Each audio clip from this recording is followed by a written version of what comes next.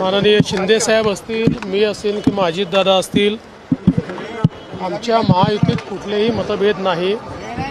आम्ही निवडणुकीच्या पूर्वी देखील सांगितलं होतं की सगळे निर्णय सोबत बसून होतील।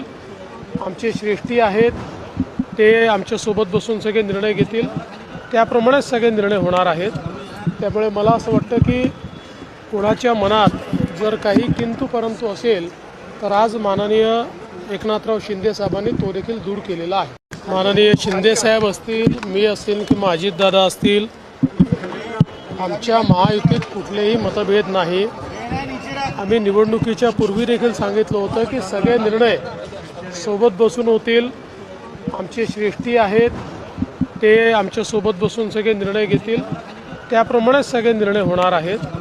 त्यामुळे मला असं वाटतं की कोणाच्या मनात जर काही किंतु परंतु असेल तर आज माननीय एकनाथराव शिंदे साहेबांनी तो देखील दूर